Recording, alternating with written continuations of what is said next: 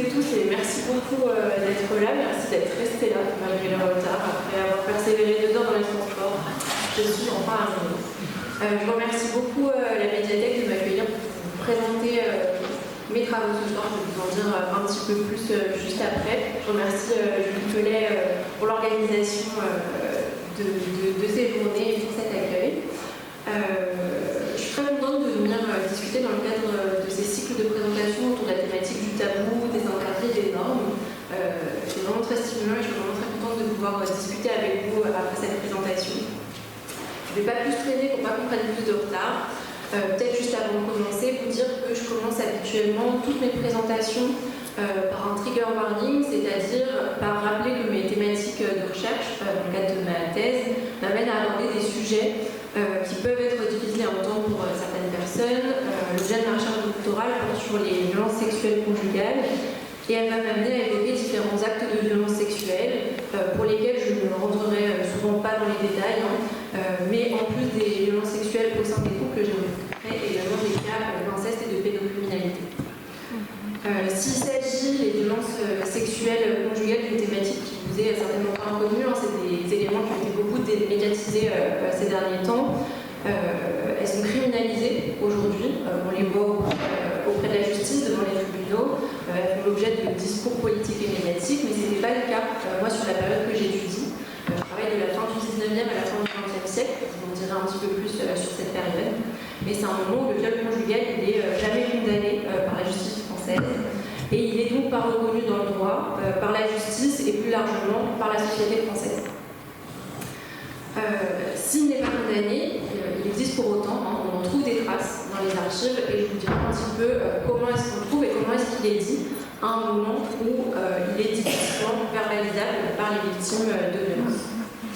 Je m'attache ainsi à chercher dans les archives des traces de discours qui évoquent, qui minimisent, qui critiquent ou qui condamnent les violences sexuelles qui sont perpétrées dans le cadre du couple à un moment où elles relèvent du tabou et du non-dit dans la société.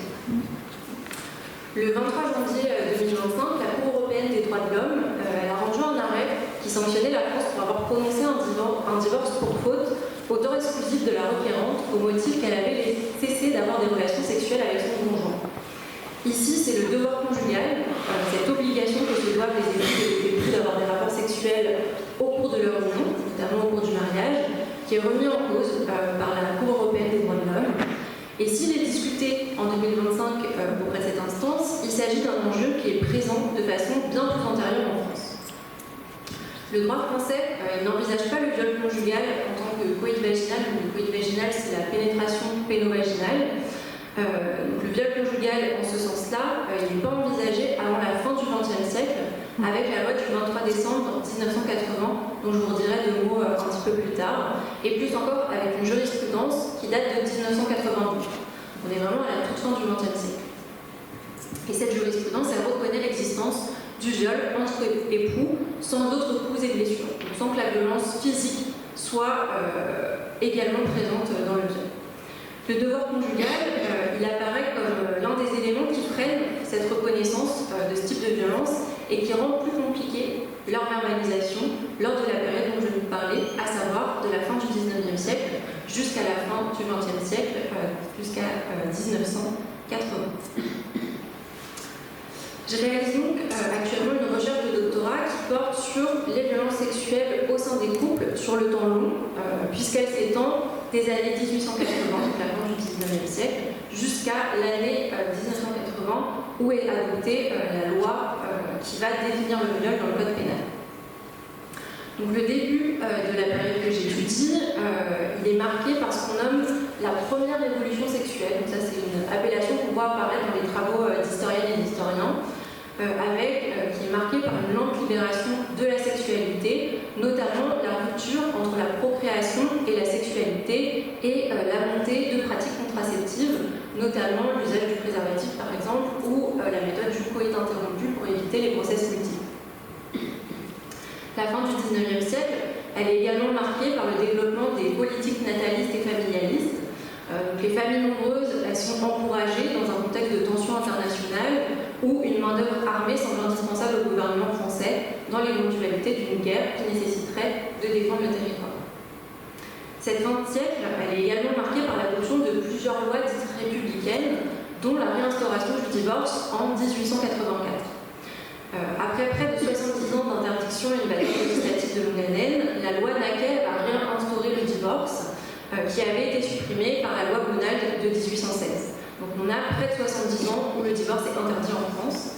Et la réinstauration du divorce a la tête de réflexions qui traversent les contemporains quant à la famille, au couple, mais également à la place que doit occuper l'État au sein de la vie privée, au sein de la vie familiale, et à quel moment est-ce qu'il doit ou pas s'immiscer dans cet espace. Enfin, sous la Troisième République, émerge en France le mouvement pour le droit des femmes. Ce sont surtout les droits civiques qui sont débattus à ce moment-là, même si on a certains individus qui prennent la parole pour critiquer notamment ce devoir conjugal, donc cette obligation que se doivent les épouses et époux d'avoir des rapports sexuels dans le cadre de leur union, notamment dans le but de procréer, donc de faire des enfants. La fin de la période 1980, elle est marquée par différents mouvements sociaux qui traversent la France depuis la fin des années 1960, et notamment des mouvements féministes qui se mobilisent cette fois-ci sur des enjeux privés. Donc on n'est plus sur les enjeux publics, la volonté d'acquérir la citoyenneté, etc., mais bien sur des enjeux qui relèvent du privé, comme la légalisation de l'interruption volontaire de grossesse, puis la lutte contre le viol. En effet, après que la contraception médicalisée, notamment la pilule, elle a été autorisée par la loi de Virs de 1967, c'est au tour de l'avortement d'être légalisé par la loi Veil de 1975. Depuis l'entre-deux-guerres, la répression contre l'avortement et aussi contre les politiques contraceptives, elle avait été renforcée dans un contexte de tension d'entre-deux-guerres. Et notamment, on a une loi de 1920 qui va interdire toute propagande pour les méthodes anticonceptionnelles et pour l'avortement, et qui donc va réprimer assez fortement ces méthodes. Les lois de 67 et de 75, elles permettent de rendre caduque la loi de 1920. Ensuite, la période étudiée, elle se clôture sur l'année de 1980, je vous le disais tout à l'heure, qui est une année où est adoptée la loi qui va définir pour la première fois ce qui est entendu par viol dans le code pénal, donc la loi du 23 décembre 1920. Et cette loi va permettre d'envisager le viol conjugal pour la première fois. C'est dans cette perspective que se déroule le procès d'Aix-en-Provence, pour lequel Gisèle Halimi est l'une des avocates qui va défendre Anne Tourlet et Araceli Castellano, qui sont deux touristes belges qui ont été violés dans une calandre près de Marseille par 3 hommes en 1974. Ce procès va marquer un véritable tournant dans la prise en compte du viol comme objet public et politique. Il est l'un des leviers qui va mener au vote de la loi qui va supprimer l'immunité maritale en cas de violence sexuelle, donc cette loi de 1980. Et avec cette loi, le viol peut ainsi être reconnu juridiquement au sein du mariage, là où il était précédemment invisibilisé sous couvert du fameux devoir conjugal. Par ailleurs, la longue chronologie qui couvre cette recherche, elle permet d'observer les périodes de guerre mondiale qui occasionnent de nombreux changements à l'échelle des foyers. Si elles entraînent un renforcement des politiques natalistes et familialistes qui encouragent les familles nombreuses et cantonnent les femmes à la maternité, elles sont également répressives, comme en témoigne l'adoption de la loi de 1920 qui interdit toute propagande pour les méthodes anticonceptionnelles et l'avortement. Les rapports de genre, les rapports entre les individus, ils sont eux aussi mis à mal pendant les conflits. Les foyers, ils sont en partie restructurés. Pendant la Première Guerre mondiale, une grande partie des hommes partent au front, nombre d'entre eux n'en reviendront derrière pas, et les femmes sont ainsi amenées à travailler pour remplacer la main-d'œuvre masculine. Pendant la Seconde Guerre mondiale, ce sont les hommes qui sont faits prisonniers et ou qui sont contraints au service de travail obligatoire qui vont séparer les couples et les familles. Enfin, un changement de rapport et de seuil de tolérance à la violence est opéré au cours de la période de conflit mondial et plus particulièrement au sortir de la Seconde Guerre mondiale. L'omniprésence des violences de différentes formes au cours des conflits mondiaux s'accompagne d'un accès à un plus large vocabulaire qui permet de qualifier et de décrire les violences, et notamment les violences sexuelles, mais j'y reviendrai un petit peu plus tard. On a donc beaucoup d'éléments de contexte sur lesquels je passe quand même assez rapidement, mais qui me permettent de brosser un rapide état des lieux du siècle qui est assez long, que couvre cette présentation et qui est fait de plein d'éléments qui amènent des changements dans la façon de dire, de penser, de verbaliser, voire de prendre en charge les violences sexuelles au sein des couples. Avant d'aller plus loin, je voulais également vous parler de travaux récents, puisque cette recherche s'inscrit dans le renouvellement en histoire et plus largement dans les sciences sociales, des études sur les violences faites aux femmes et aussi sur les violences de genre. L'ancrage il se trouve notamment dans l'actualité sociale en France, avec les mouvements MeToo et Balance ton porte depuis 2017, et avec les mouvements qui ont pris leur suite, ont permis de penser différemment, de poser de nouvelles questions aux questions de recherche, aux objets, aux sources que mobilisent les historiens et les historiennes. Je vous l'ai remis ici, l'Observatoire national des violences faites aux femmes a par exemple fait une étude qui met en avant, pour l'année 2017 en France, que 47% des viols ou tentatives de viol sont commises par un conjoint ou par un ex-conjoint. Par ailleurs, ce ne sont pas les plus condamnés, ni les plus dénoncés. Et c'est ça aussi qui m'a amené à me questionner sur l'histoire du viol conjugal et plus largement des violences sexuelles au sein des couples, pour essayer de comprendre pourquoi ces violences, qui sont pourtant très répandues, n'ont longtemps pas été étudiées en histoire, mais plus largement en sciences sociales. Aussi, ces mouvements sociaux d'actualité, ils amènent les chercheurs et les chercheuses, et notamment les nouvelles générations de chercheurs et chercheuses, à appréhender différemment leurs matériaux et les questions qui sont posées aux matériaux de recherche. Je pense par exemple, et je vous ai remis ici quelques exemples de travaux récents, à Margot Giacinti, qui a travaillé sur le féminicide de la fin du XVIIIe siècle jusqu'à la fin du XXe siècle, et notamment à partir de dossiers de procédure de crimes qui sont jugés devant la cour d'assises du Rhône, et qui a publié un ouvrage qui est issu de sa thèse. Je pense également aux travaux de Marion Philippe, qui elle a travaillé sur les masculinités à l'époque moderne à Paris, donc surtout au XVIIIe siècle, et qui questionne la notion de violence sexuelle conjugale à partir des archives judiciaires également. Elle a publié un article à ce sujet dans la revue Clio, dont je vous ai remis ici la couverture. Je vous ai également indiqué un livre collectif et qui porte sur l'histoire de l'inceste face à la justice, en plus de l'ouvrage d'Aïcha Nibala qui porte sur la nuit de noces au XIXe siècle et qui interroge aussi bien les normes, les représentations que les pratiques des individus. Je vous ai mis également un ouvrage collectif dirigé par un médecin légiste qui s'intéresse spécifiquement au viol conjugal et auquel ont contribué de nombreux chercheurs-chercheuses de différentes disciplines des sciences sociales, aussi bien des sociologues, des historiens-historiennes, mais également des juristes. Tous ces ouvrages sont publiés entre 2019 et 2025, qui sont tout récents. Donc c'est dans ce moment particulier de renouveau de la recherche que s'inscrit ma thèse. Pour faire l'histoire des violences sexuelles conjugales sur le temps long, j'ai sélectionné 3 départements sur lesquels j'ai concentré mon analyse des sources, que je vous présenterai juste après. Le département des Alpes-Maritimes, le département de la Seine, qui va devenir le département de Paris dans le second à XXe siècle, et le département du Rhône, qui sont visibles, qui sont en bleu sur la carte. Je mobilise différents types de sources, des archives judiciaires criminelles, qui sont constituées de dossiers de procédures de crimes de violence physique ou de violence sexuelle, qui sont jugés par les cours d'assises, c'est-à-dire les homicides volontaires, les assassinats, les coups et blessures, ainsi que les viols et les attentats à la pudeur, qui est plus ou moins l'équivalent du chef d'inculpation qu'on connaîtrait aujourd'hui sous le nom d'agression sexuelle. Je travaille également à partir d'archives judiciaires civiles, c'est-à-dire des pièces de procédure et des jugements de divorce et de séparation de corps présentés devant le tribunal de première instance, ce qui me permet de voir d'autres dispositifs et d'autres espaces où sont pris la parole dans d'autres modalités, mais je vous en parlerai un petit peu tout à l'heure.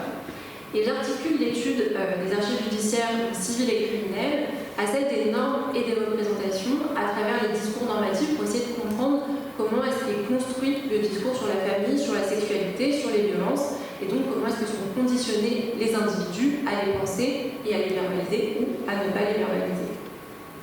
Donc à partir notamment de traités de manuels de médecine légale, donc la médecine légale qui travaille en étroite collaboration avec la justice, ou encore de textes juridiques et législatifs pour essayer de comprendre le cadrage juridique législatif qui encadre les violences. Une autre source qui est précieuse, c'est la presse, générale ou nationale. Dominique Khalifa qui parle du XIXe siècle comme d'un moment de transition vers la lecture de masse.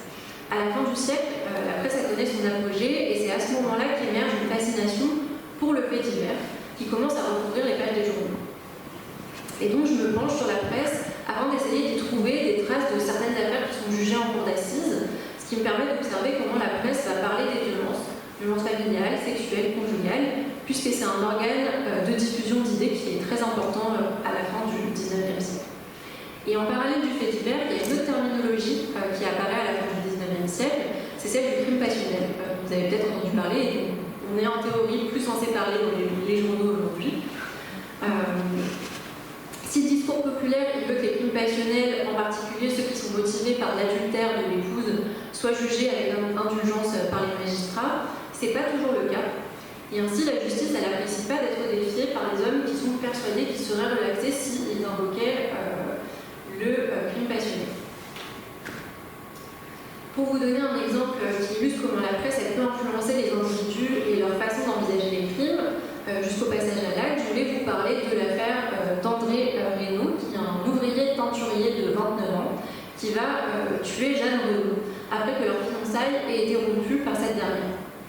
Au cours de l'enquête, François Bouvier, qui est le cousin de la victime, il est entendu par le juge d'instruction et il évoque une discussion qu'il a eue avec l'accusé avant qu'il ne passe à l'acte.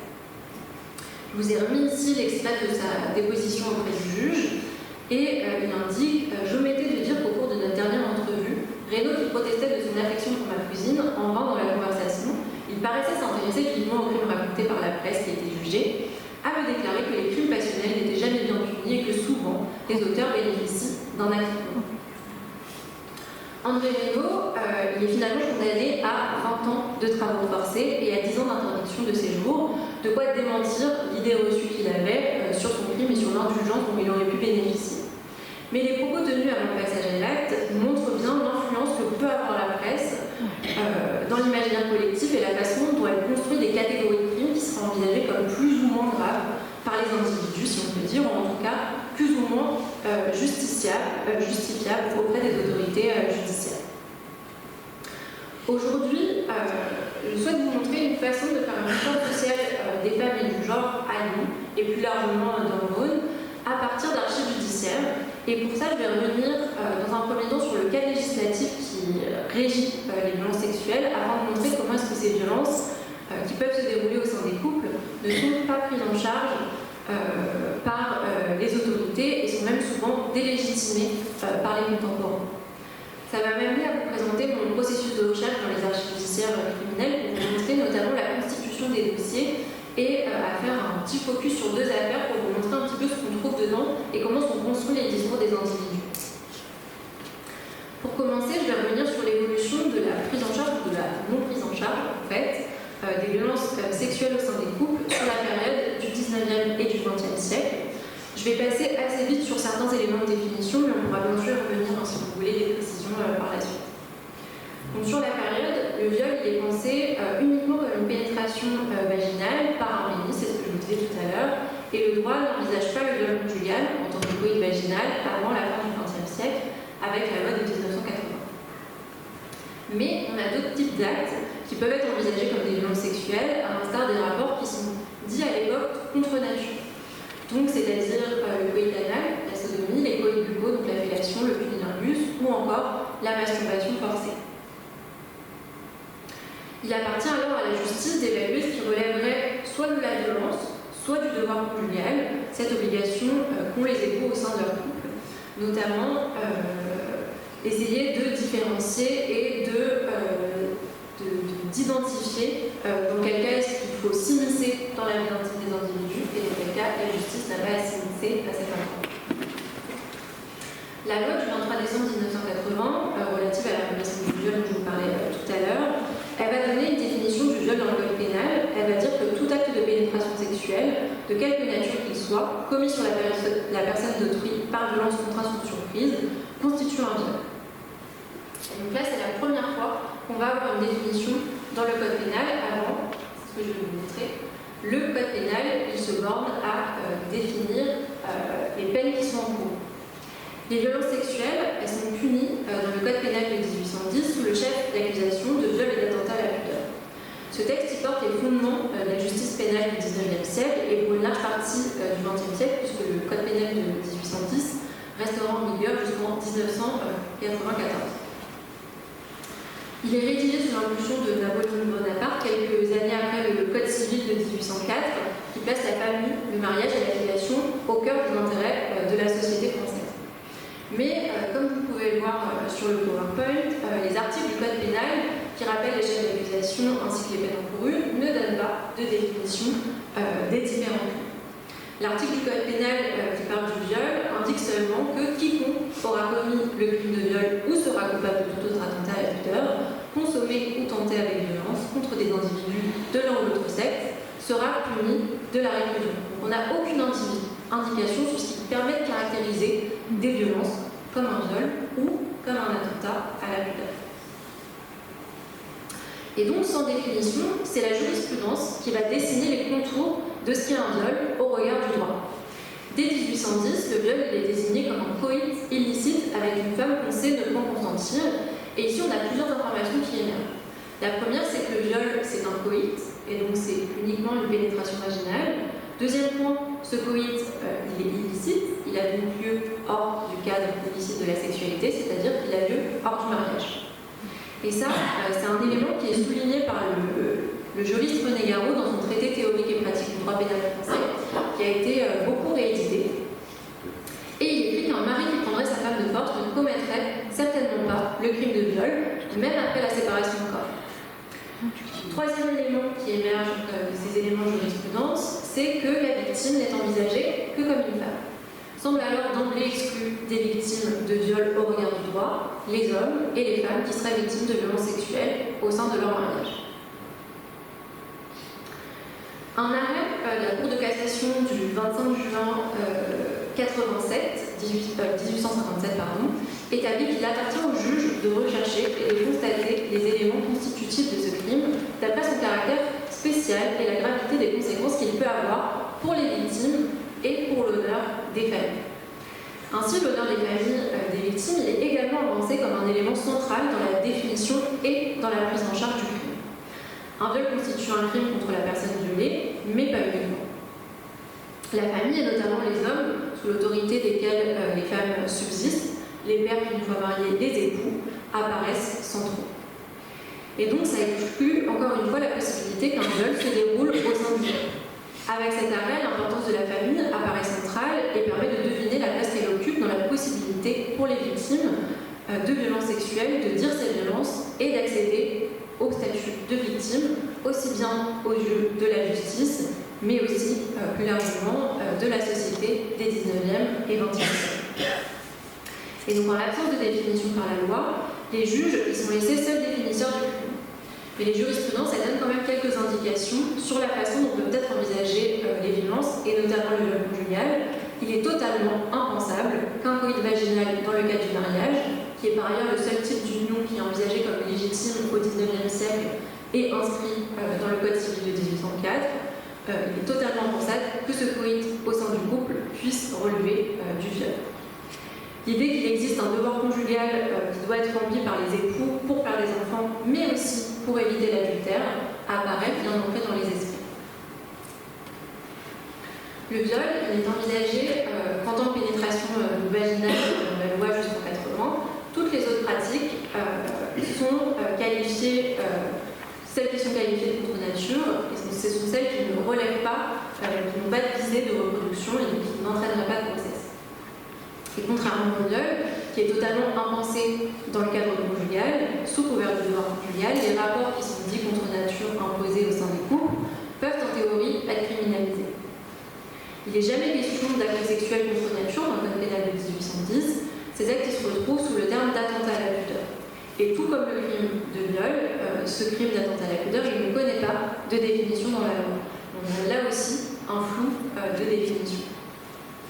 Mais il est socialement reconnu que ces attentats à la pudeur regroupent tous les actes à caractère sexuel qui ne relèvent pas de l'intromission d'un pénis dans un vagin, suivi d'une éjaculation intravaginale qui pourrait entraîner une grossesse.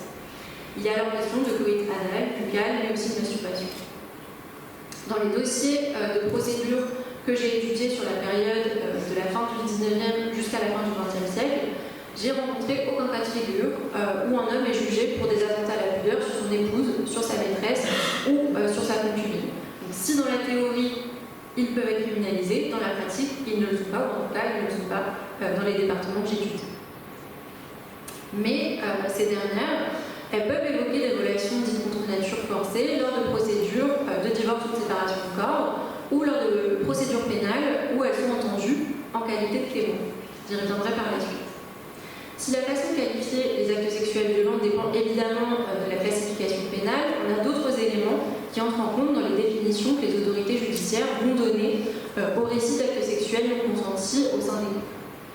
Et aussi intégrer le genre à une réflexion sur la justice, ici sur la prise en charge des violences sexuelles conjugales, ça permet de dépasser le lieu commun qui est la non-prise en charge et l'absence de prise en compte pour réfléchir plutôt aux conditions sociales qui amènent à cette impensée, voire à la négation de l'existence de ce type de violence dans la société du 19e et du 20e siècle. Et comme la loi elle ne prend pas en charge la définition des crimes sexuels avant la fin du 20e siècle, on a d'autres acteurs et actrices qui vont proposer de les définir. Et cet enjeu d'absence de définition juridique du viol, elle est bien relevée par certains médecins experts auprès des tribunaux, par des médecins légistes qui travaillent étroitement avec la justice.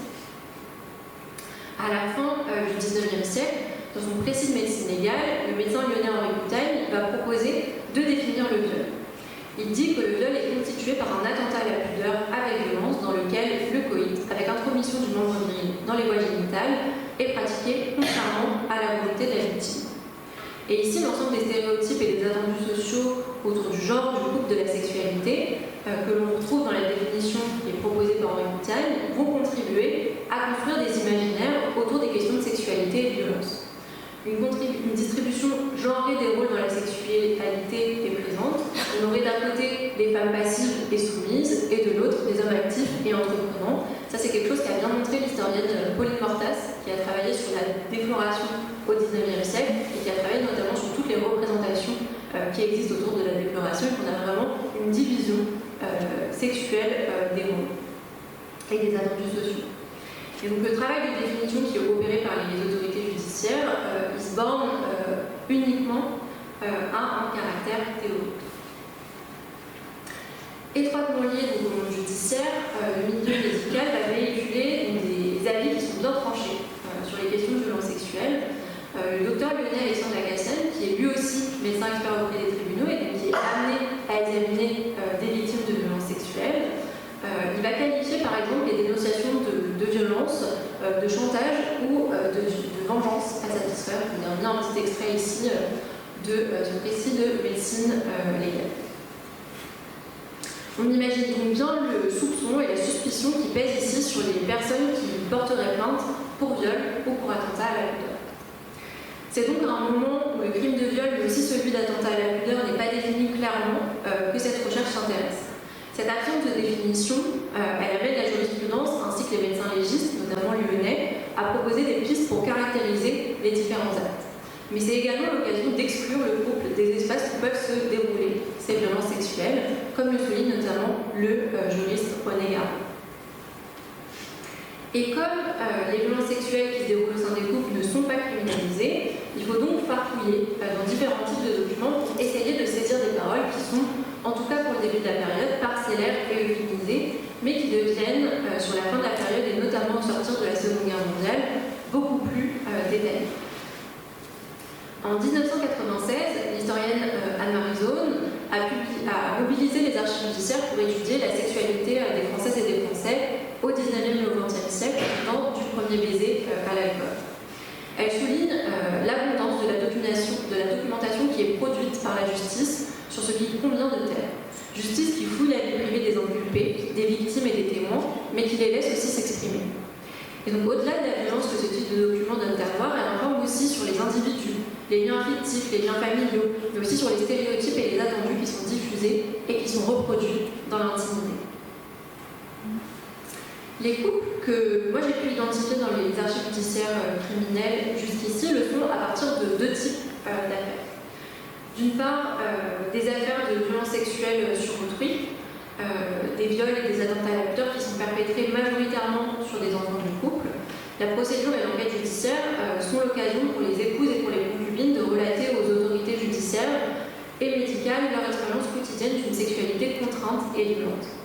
C'est également l'occasion d'une enquête sur les pratiques sexuelles des individus, notamment à partir des expertises mentales qui se développent et se généralisent au cours du XXe siècle, mais aussi à partir des enquêtes de moralité qui sont présentes dans les dossiers de procédure criminelle et qui cherchent à retracer les informations sur la moralité des individus, aussi bien sur les inculpés que sur les victimes. D'autre part, les affaires de violence physique intrafamiliale, et plus particulièrement intraconjugales, donc les meurtres, les homicides, les assassinats, les coups et blessures, sont une seconde porte d'entrée précieuse pour entendre des paroles sur le quotidien conjugal malheureux et violent. Deux éléments essentiels sont à prendre en compte dans l'analyse de ces discours dans les archives judiciaires. D'une part, la possibilité de construire et de son discours, et d'autre part, la possibilité de le partager auprès d'individus. Deux éléments qui ne sont pas exempts des stéréotypes qui traversent la société, les individus et les instances d'autorité, comme la justice sur laquelle moi je me concentre particulièrement. Lorsque ces paroles existent, il faut identifier le contexte dans lequel elles sont produites. Au pénal, j'ai trouvé aucun dossier de procédure de viol ou d'attentat à la pudeur qui opposerait une femme à son époux, son amant ou son concubin.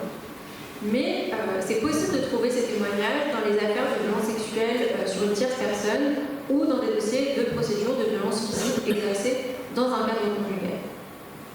Ensuite, il est nécessaire de distinguer les paroles des épouses, maîtresses et concubines qui témoignent directement auprès des autorités au cours de dépositions ou d'interrogatoires et les paroles qui seraient, elles, rapportées par des proches et des témoins. C'est notamment le cas dans les enquêtes qui sont réalisées au cours de procédures de séparation de corps et de divorce. Pour vous donner un exemple, en 1970, donc pas si loin, le beau-père de Madame G, j'anonymise parce que c'est une affaire qui est très récente, évoque les premières relations sexuelles du couple et les qualifie de désastreuses, ce qui l'impute au manque de délicatesse du mari. Ici, il se base sur ce qu'il a pu observer de l'intimité conjugale de sa belle-fille et des discussions qu'il a eues avec le couple. Il s'agit donc de paroles rapportées et on n'a par ailleurs pas de déposition de l'épouse et de l'époux sur leur sexualité. Il y a plusieurs précautions qui doivent être prises lors d'un travail de recherche qui mobilise les archives judiciaires et en premier lieu, il s'agit d'être vigilant sur le biais du médium. Les discours qui sont identifiés dans les sources judiciaires peuvent être transformés à plusieurs niveaux. D'une part par l'individu qui va témoigner ou qui va déposer, qui va adapter son discours aux autorités judiciaires pour dire ce qu'il pense devoir dire, pour se sortir d'une situation où il est mis en cause par exemple. Deuxième élément, par le juge qui va poser des questions pour guider l'interrogatoire ou la déposition, mais ces questions n'apparaissent pas toujours dans les documents transmis par les greffiers. On a alors l'impression d'un discours qui est construit, dont les idées s'enchaînent, et il n'est pas toujours possible de savoir si les éléments évoqués relèvent de questions qui sont posées par les autorités judiciaires, ou bien s'il s'agit d'éléments qui sont évoqués spontanément par les individus. Dernier élément, par le greffier, qui retranscrit les dépositions et où certains mots peuvent être effacés. Notamment, les injures ne sont quasiment jamais retranscrites dans leur intégralité dans les pièces de procédure civile. On peut observer les initiales, par exemple PVG, pour le triptyque pute, vache, garce. Cependant, parler de sexualité, ça relève du tabou. Parler de violence ou d'actes contre nature, ça revêt un caractère honteux, dégradant. Et donc la parole des victimes, elle est entravée par les attendus sociaux et les conséquences qu'elles peuvent avoir sur la réputation de l'individu et de sa famille, puisqu'on a vu que l'honneur des familles est un enjeu crucial dans la société du 19e et du 20e siècle. Ce rapide point sur l'usage des archives me permet de rentrer dans le cœur de mon propos en vous proposant une approche empirique de mon sujet, donc à partir des archives, des individus et donc des discours qui sont produits. Je vais ici faire un focus sur des cas lyonnais. C'est un de mes 3 terrains d'études pour la thèse. Pour le moment, dans le dépouillement que j'ai effectué dans les archives judiciaires civiles et pénales, j'ai pu identifier plus de 100 couples au sein desquels des violences sexuelles sont perpétrées et par la suite verbalisées au cours de procédures judiciaires civiles ou criminelles. Du coup, qui sont ces 103 couples exactement identifiés aussi bien dans les procédures de séparation de corps et divorce auprès des tribunaux de première instance de Lyon que dans les dossiers de procédure de crimes qui sont jugés en cour d'assises. J'ai identifié 83 couples dans les dossiers d'assises et 20 par le biais de pièces de procédure civile entre 1880 et 1980. Je ne reviens pas ici sur les méthodes de dépouillement et d'échantillonnage que j'ai dû effectuer pour cette recherche. C'est sûrement des éléments qui nous intéressent un petit peu moins, mais je souligne cependant que les dossiers d'assises ont été systématiquement dépouillés. Donc j'ai vraiment tout regardé sur les 100 ans, tous les dossiers qui sont déposés aux archives du Rhône, tandis que j'ai dû drastiquement échantillonner pour les archives civiles, puisqu'il y a beaucoup plus de pièces qui sont produites, puisqu'il y a beaucoup plus de séparation au civil que de crimes qui sont jugés au pénal. Devant le tribunal de première instance, avec peut-être petite précision, le tribunal de première instance, c'est bien le tribunal de grande instance en 1958, donc on a un changement de juridiction. À partir de ce tableau, je voudrais mettre en avant deux petits éléments. Tout d'abord que la décennie 1910, que vous voyez surlignée en bleu, est celle où le plus faible nombre de couples a pu être identifié. C'est une décennie qui est marquée par la Première Guerre mondiale, et donc ça n'a rien d'étonnant, les désunions elles sont ralenties, et les crimes qui sont jugés aux assises, ils sont bien moins nombreux qu'en période de paix. Une partie de la population française étant au front, la justice fonctionne en ralenti. On a moins d'individus, de fonctionnaires de justice qui sont présents, et on a moins de justiciables qui sont présents également. Ensuite, les décennies 1960 et 1970 sont à contrario celles que j'ai pu identifier le plus de couples. Il y a plusieurs hypothèses à cela. Une première qui serait structurelle. Au sortir de la Seconde Guerre mondiale, les rapports entre les individus, notamment au sein de la famille et du couple, se modifient, en parallèle du seuil de tolérance à la violence, notamment sexuelle, qui change. Une deuxième, un nouveau discours sur la sexualité qui apparaît, celui de l'obsession sexuelle, je vous en dirai deux mots tout à l'heure. Et c'est un discours qui est présent dans les archives judiciaires où les épouses se saisissent de cette appellation pour évoquer le comportement sexuel de leur conjoint.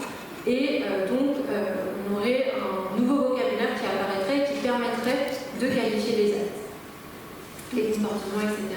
Et donc, mettre des mots sur ces actes, ça permettrait de mettre en forme des discours pour les transmettre aux autorités judiciaires.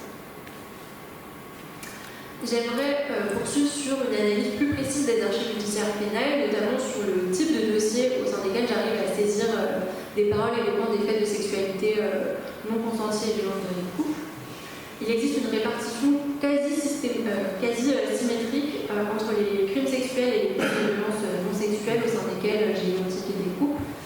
J'ai pu saisir des paroles mentionnant des actes sexuels violents et non consentis dans 42 procédures de crimes sexuels où les violences sont exercées sur une tierce personne, majoritairement des enfants du couple. Parallèlement, 41 dossiers de procédures de crimes de violence létales ou non létales ont fait émerger des paroles sur les sexualités violentes conjugales. Concernant les couples en eux-mêmes, le type de conjugalité identifié il diffère beaucoup. Il existe une surreprésentation des couples mariés, ceci dit, qui constitue 77 des 103 couples identifiés au total et 67 des 83 identifiés au pénal. Il y a plusieurs hypothèses pour expliquer cette surreprésentation. D'abord, le mariage, c'est le seul type d'union qui est envisagé comme légitime par l'État. D'autres types d'unions, comme le concubinage, sont volontairement ignorés dans le Code civil de 1804. Autre hypothèse, plus de difficultés à évoquer des violences sur soi ou sur autrui dans le cas d'unions qui sont envisagées comme illégitimes par les autorités auprès desquelles il faut déposer, notamment le concubinage est qualifié par les autorités judiciaires de faux ménage. Et une dernière hypothèse serait celle que les violences seraient plus nombreuses dans les couples mariés, notamment en lien avec la question de la rupture de l'union qui est soumise à des règles judiciaires strictes, la séparation de corps ou le divorce. En plus des 77 couples mariés, 13 habitent ensemble, donc sont en situation de concubinage, 4 sont dans des relations adultères, c'est-à-dire où l'une ou l'autre des personnes est mariée par ailleurs, et 9 personnes se fréquentent sans pour autant habiter ensemble. Sur les 103 couples, 70 ont des enfants communs, 30 avec 3 enfants ou plus, et il s'agit là uniquement des enfants communs vivants. Le nombre il peut vite augmenter en prenant en compte l'ensemble des grossesses, les fausses couches, les enfants morts-nés, les enfants décédés en bas âge. Par exemple, un des couples de mon corpus a 12 enfants communs Il s'agit du maximum pour le corpus. Mais l'épouse va indiquer au cours d'une procédure avoir porté 18 grossesses, en précisant j'ai 12 enfants vivants, un décédé à 4 mois et 5 fausses couches. J'aurais donc pu avoir 18 enfants avec mon mari en 21 ans de mariage. Il me semble important d'identifier cette donnée de la présence des enfants communs dans les couples, notamment parce que ça peut influencer le fait de rester sous le même toit qu'un conjoint violent. Ce qui amène ainsi à s'interroger sur la mise en récit des violences sexuelles et les divers obstacles à celles-ci, comme la présence d'enfants, parfois nombreux, on peut le voir, et les formes de dépendance financière qui peuvent exister, le fait d'habiter dans un logement commun, le fait des dépendances financières d'un époux qui travaillerait en étant sur la même femme au foyer. Au fil de mes lectures des archives judiciaires et de l'identification des paroles évoquant des actes sexuels violents et non consentis au sein des couples, j'ai pu commencer à faire une sorte de classification de ces violences. Elles sont multiples et il peut s'agir de violences sexuelles exercées par le conjoint ou la conjointe, mais également de violences à caractère sexuel qui ne mettent pas nécessairement en scène le couple. Je vais m'expliquer là-dessus. J'ai identifié 3 grandes tendances de violence. D'une part, les rapports sexuels forcés, qu'il s'agit de coït vaginal, anal, buccal ou encore masturbation forcée.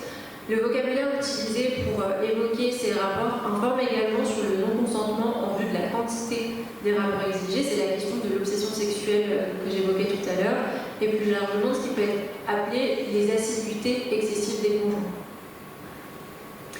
Deuxième type de violence, ce sont les violences à caractère sexuel qui vont entourer l'acte sexuel et qui informent sur la façon dont la sexualité conjugale elle est envisagée, qu'il s'agisse de violences physiques qui sont exercées sur le conjoint ou la conjointe à la suite d'un refus d'entretenir des rapports sexuels ou des violences physiques qui sont commises pendant le rapport sexuel.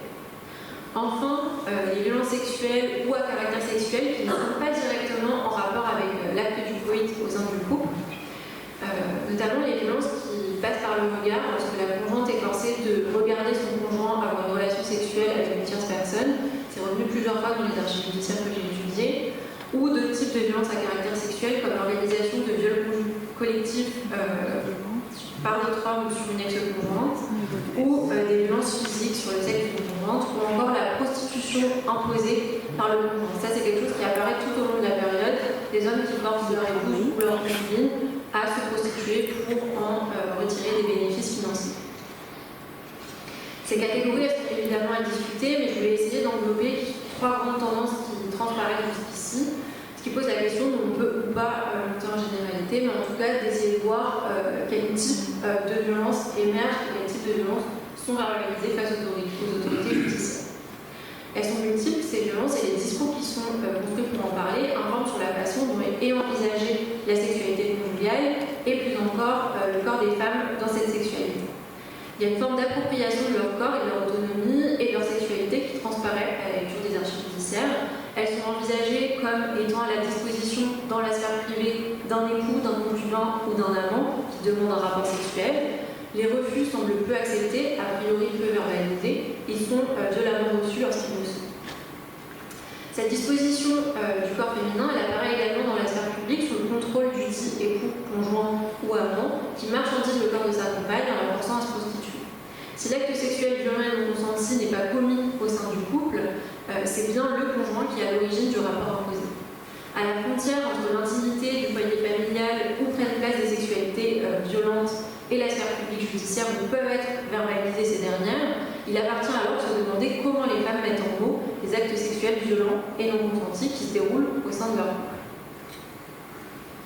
Pour incarner un petit peu tous ces éléments que je viens de vous donner concernant les archives judiciaires, les discours, les violences sexuelles conjugales et la difficulté de les mettre en mots tout au long de la période, je voudrais maintenant vous proposer d'entrer dans les fameux dossiers de procédure de crimes jugés en cour d'assises. Le dossier, c'est une procédure. Dossier de procédure, il est souvent classé de façon antéchronologique, c'est-à-dire que c'est les dernières pièces qui sont produites, qui sont versées au dossier, donc ce sont les premières auxquelles on a accès lorsqu'on ouvre le dossier. Donc ce sont des informations notamment concernant la condamnation ou l'acquittement du prévenu qui ouvre le dossier.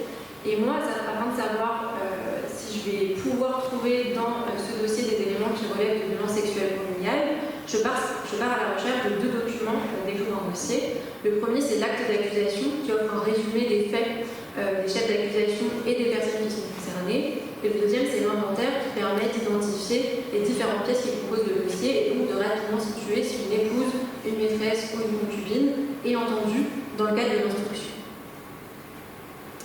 Afin de décortiquer les éléments qui peuvent être présents dans un dossier de procédure et qui m'intéressent tout particulièrement, je vais vous montrer quelques pièces qui sont issues du dossier de procédure dans le cadre de l'enquête ouverte contre Jules Chêne pour le crime d'attentat à la pudeur sur sa fille et pour le délit de coups et blessures sur sa femme.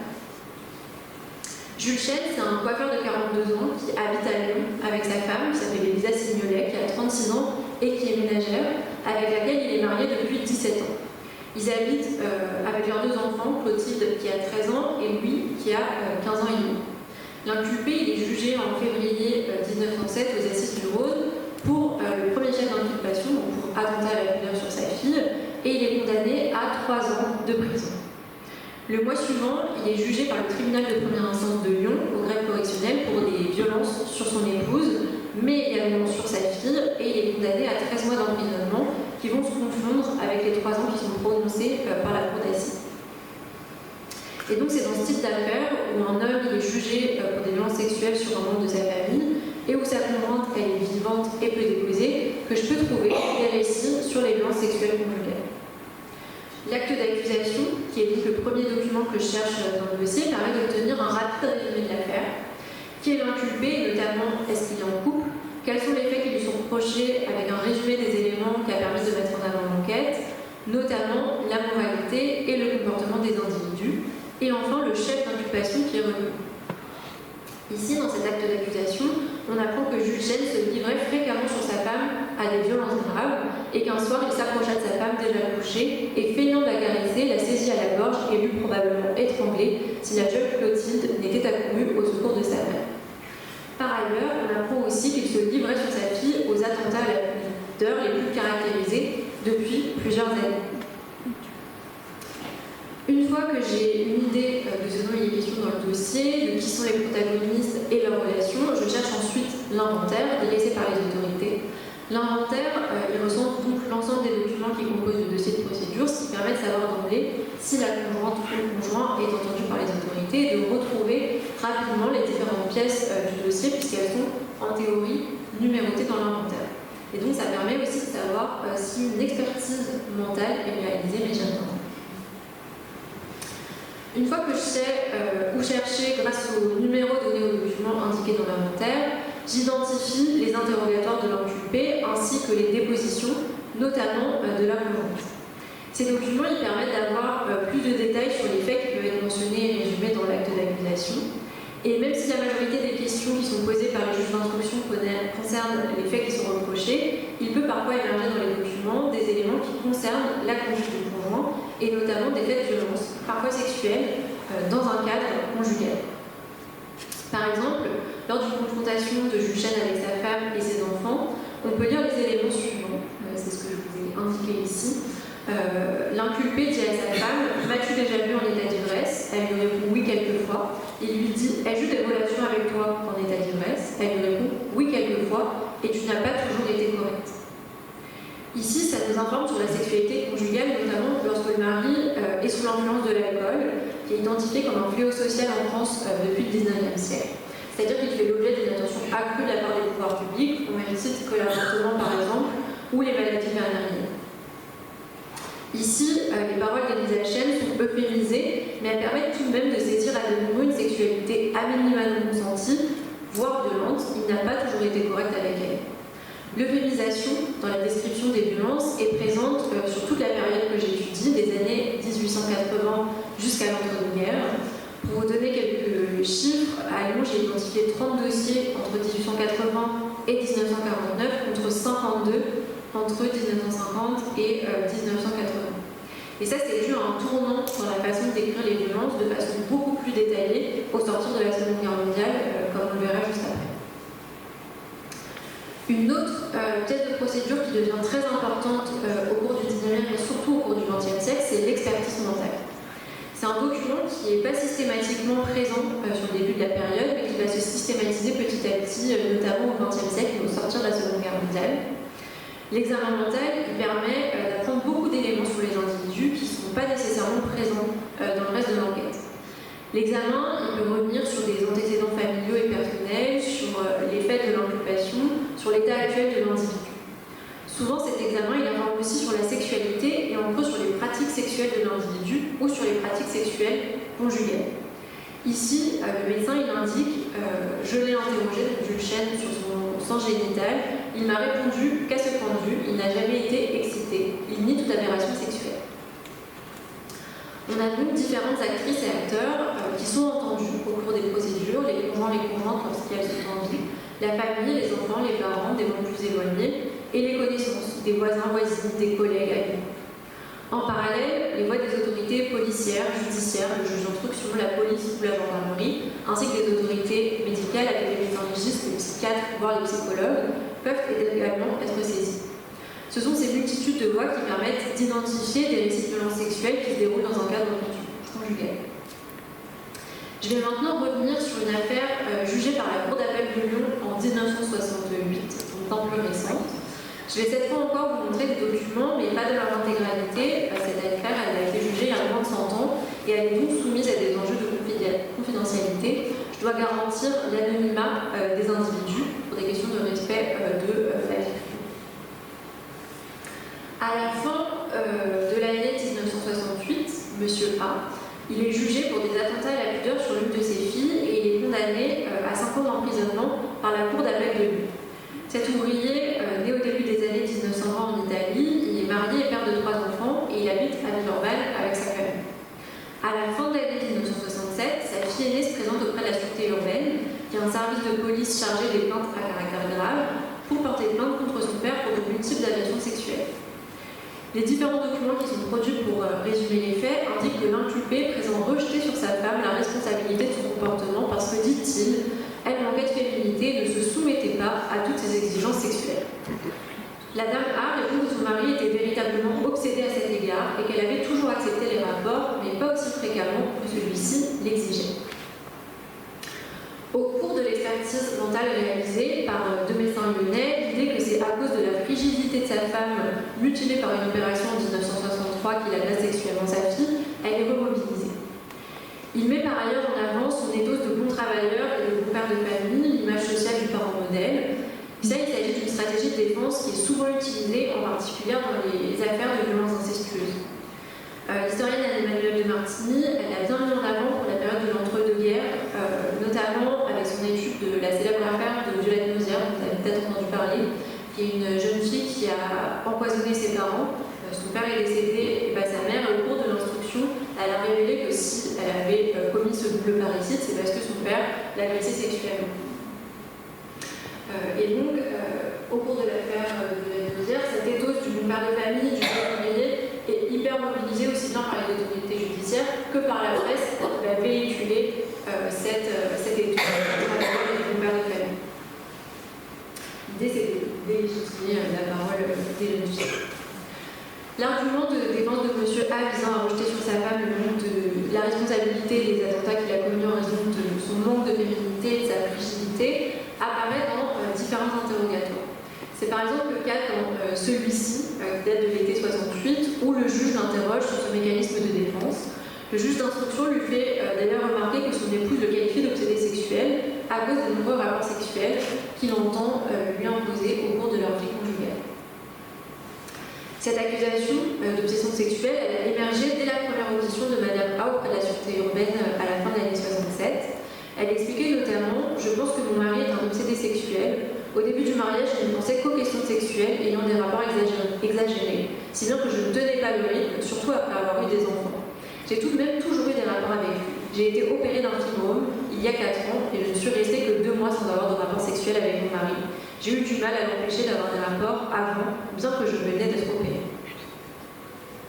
Les accusations d'obsession sexuelle d'un époux, c'est quelque chose qu'on voit apparaître notamment au tournant des années 60 dans les dossiers lyonnais.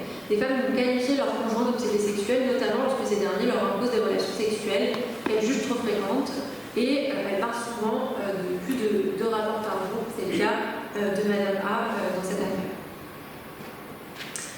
L'épouse va réaffirmer cette accusation quelques jours plus tard dans une lettre qu'elle adresse à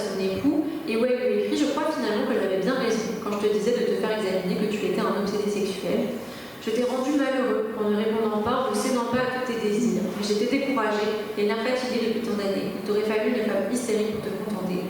Mais je ne pouvais pas faire plus pour toi. C'était trop souvent. J'en étais dégoûtée. C'est ici la parole directe de leur conjointe à laquelle on a accès grâce à la conservation de la correspondance dans le dossier de procédure. Les dossiers de procédure, en plus de conserver toutes les pièces qui sont produites au cours de l'instruction par les autorités, sont également composés de documents qui sont moins empreints de la plume des autorités, ce qui permet encore une fois d'accéder à de nouveaux discours, de nouvelles formulations et à un nouveau vocabulaire. Avant de conclure, j'aimerais revenir sur l'épaisseur des dossiers de procédure judiciaire, sur la masse documentaire à laquelle on peut être confronté en travaillant dessus. Cette épaisseur des dossiers est de pair avec la multitude de discours qui permettent de saisir. Dans les archives judiciaires, ils émanent des autorités judiciaires et policières, de la médecine légale, mais également de différents individus civils, les accusés, les plaignantes, les victimes, les familles, les voisins, les témoins. S'il est évident que les paroles que l'on peut saisir dans les archives judiciaires sont soumises à différents filtres, la transcription du greffier ou encore les classements archivistiques, la caractérisation des faits qui varient en fonction du temps de la procédure, de l'individu ou encore des euphémismes, il n'en est pas moins intéressant de se pencher dessus. Ces différentes paroles, elles permettent finalement de se saisir par des moyens détournés des objets pour en faire leur histoire. C'est par exemple l'entrée d'un dossier où l'inculpé est jugé pour des attentats à la pudeur peut parvenir à saisir le discours d'une épouse sur sa sexualité conjugale. À demi-mot, en 1906, Madame Chen évoque un mari qui n'a pas toujours été correct avec elle lors de leur relation alors qu'il était en état d'ivresse. 60 ans plus tard, c'est également dans un dossier où M. A est jugé pour attentat à la pudeur sur sa fille que son épouse prend la parole pour parler de son expérience. En 1967, les détails donnés par Madame A sont bien plus nombreux. Elle parle d'un époux obsédé sexuel qui entendait lui imposer de nombreux rapports au cours de leur union. Dans les deux cas, il ne s'agit pas du cœur du propos du dossier d'instruction. Jules Chen et M. A ne sont pas jugés pour ces faits, mais pour autant, ces paroles, elles existent et elles ont laissé des traces dans les archives judiciaires. Et relire les archives judiciaires au prisme du genre, ça permet de faire émerger ces paroles pour proposer une étude de l'intimité conjugale à travers les violences sexuelles au sein des couples. Cette présentation, elle visait à proposer des éléments de réflexion sur le cadre dans lequel prennent place les violences sexuelles au sein des couples. La sexualité conjugale et a fortiori celle des couples mariés est envisagée comme un devoir. Contraindre un rapport sexuel dit normal, c'est pas envisagé comme de la violence sur la période. Et donc par la quotidienneté et la normalité, ces rapports contraints revêtent un caractère envisagé comme ordinaire dans les discours des individus. Dans ce sens, ils appartiennent en bonne partie au hors-champ ou à l'infrajudiciaire, c'est-à-dire qu'on peut les saisir en dehors de la procédure judiciaire, on peut les saisir en creux des informations. Ça nous permet d'avoir des informations sur les couples, sur les femmes, sur la façon dont ils et elles pensent leur sexualité et les moments où les rapports deviennent intolérables. Et c'est lorsque la fréquence des rapports ou la nature des actes sexuels sont remis en question que la dimension inhumaine des pratiques sexuelles émerge. En parallèle, ces archives donnent accès à la façon dont certains acteurs judiciaires se représentent la sexualité conjugale et accueillent les paroles sur une sexualité contrainte et violente. Si certaines pratiques, à l'instar de celles qui amènent des femmes à qualifier leurs conjoints d'obsédés sexuels, peuvent susciter le regard critique des autorités judiciaires et des médecins légistes, cela n'amène pas pour autant à une prise en charge de ces pratiques contraintes et violentes. Et je vous remercie pour votre attention.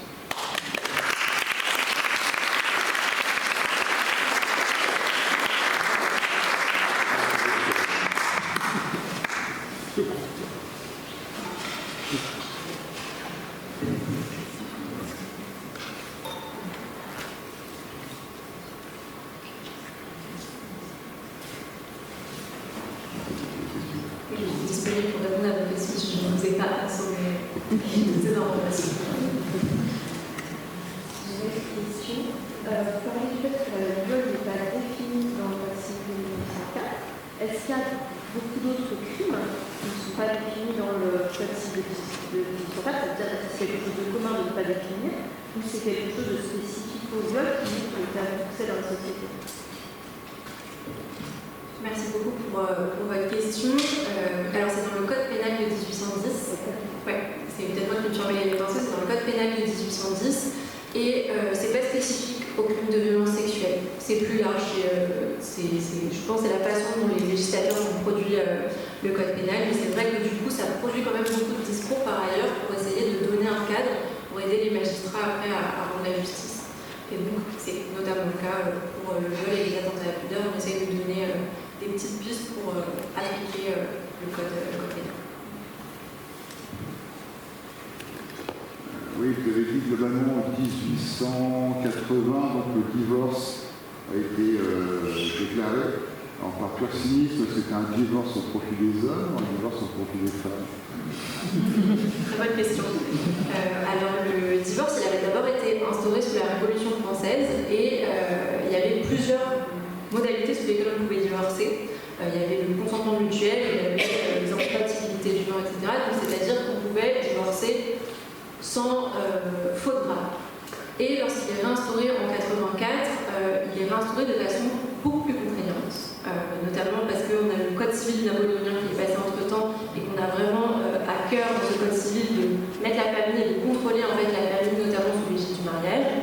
Et le divorce, il peut être prononcé pour différentes raisons, mais il ne peut plus être prononcé pour consentement mutuel. Le consentement mutuel, il est réinstauré seulement en 1975, donc entre-temps, il y a plusieurs modalités qui existent pour demander le divorce, mais elles sont bien plus contraintes.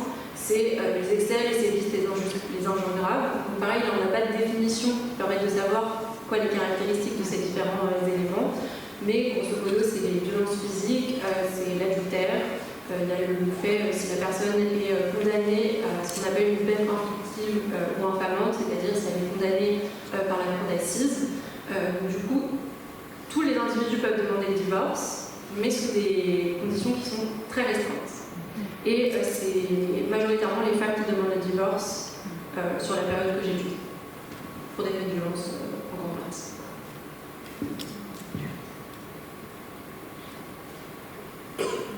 Deuxième petite question. Vous avez pris une période de 100 ans, 80, 1880 à 1980.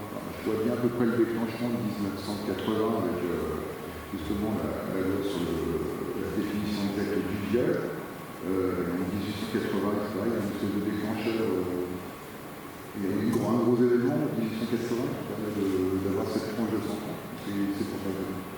Alors, il n'y a pas de gros événements comme la loi de 1980 qui va clôturer ma période, mais c'est plutôt la fin du 19e siècle. Il y a un moment, notamment avec ce qu'on a appelé la première vague féminine, donc les premiers enjeux de prise en charge, pas tout de suite des enjeux privés, c'est ce que je disais, mais plutôt des enjeux civiques. On a quand même quelques voix dissidentes qui produisent des discours sur le couple, sur le devoir conjugal, sur le mariage et les restitutions. Et on a cette loi sur le divorce qui montre qu'on a un moment où la société recommence à mettre en question la façon dont l'État s'immisce dans la famille. Et donc on a un changement dans la perception du couple, de la famille, voire de la sexualité. On a aussi un moment qui est appelé première révolution sexuelle. On a un changement dans les pratiques, dans la façon d'envisager les pratiques. Et donc c'est tous ces petits éléments mis bout à bout qui m'ont fait prendre cette période pour commencer, qui du coup, je suis d'accord, plus arbitraire que 1980, qui là me permet vraiment de clôturer sur une date bien précise. Mais l'idée c'était d'avoir un long moment pour essayer de voir un petit peu les évolutions. Et ça m'a permis de voir vraiment les évolutions, notamment au tournant de la Seconde Guerre mondiale, sur la façon de parler, de décrire, de s'adresser aux autorités judiciaires pour ces questions qui ne sont pas prises en charge. Moi, j'aimerais savoir si tous les intervenants dont on a parlé sont tous des hommes dans les procédures judiciaires, à part les victimes, à part les plaignantes, plus exactement. J'aimerais savoir s'il y a eu des personnages féminins marquants à l'époque, dans le domaine de la loi, par exemple, dans le domaine de tout ce qui est politique, qui auraient influé sur une évolution du traitement judiciaire des affaires. Ou si elles étaient complètement en dehors du système. Parce qu'en fait, c'est un système construit par des hommes et fait pour des hommes jusqu'à maintenant. Et encore longtemps après. Oui, absolument. C'est une super question. Et moi, c'est un gros enjeu que je me suis posé en commençant cette recherche. C'est est-ce que les femmes allaient être invisibilisées autre part, enfin, est-ce que j'allais les voir que en tant que victime ou est-ce que j'allais les voir comme actrices à de nombreux et notamment sur essayer de faire changer la loi. Ce qui est intéressant dans la construction de la justice, c'est que les femmes elles ont été très longtemps exclues de l'arène judiciaire. c'est seulement au lendemain de la Seconde Guerre mondiale qu'on a les premières femmes magistrates qui peuvent siéger dans les tribunaux. Et c'est aussi au lendemain de la Seconde Guerre mondiale que les femmes peuvent faire partir des jurys populaires. C'est-à-dire qu'elles peuvent siéger aux assises avec les magistrats. Donc, avant ça, elles sont exclues de la sphère judiciaire. On a des femmes avocates depuis le 19e siècle, mais elles sont très peu présentes. Moi, dans les archives que j'ai majoritairement des avocats hommes. Médecin légiste, pareil, la médecine, c'est une discipline qui est ouverte aux femmes depuis bien plus longtemps que les disciplines, que le métier de la magistrature en tout cas, mais elles sont très peu nombreuses. Je les vois surtout apparaître dans la seconde moitié du XXe siècle, notamment sous la forme de psychiatres et de psychologues qui vont examiner l'individu. Mais je n'ai pas de figures qui vont se distinguer, en tout cas dans l'arène judiciaire. Je vois plutôt poindre des figures féminines qui vont questionner le couple, le mariage, mais plutôt des militantes féministes. Et ça, c'est plutôt à partir des années 70, on a vraiment des gros discours qui sont produits sur le couple hétérosexuel, sur les injonctions à la sexualité dans le couple, sur les violences. Mais j'ai pas de figures qui vont émerger. Contrairement, je vous parlais en introduction de Margot Giacinti sur le féminicide, qui, elle, dans son cas, il y a Hubertine Auclair qui a beaucoup écrit sur le féminicide, qui a écrit sur le féminicide et qui a produit des réflexions là-dessus, mais sur le couple, la sexualité, les violences sexuelles, c'est exclusivement des hommes.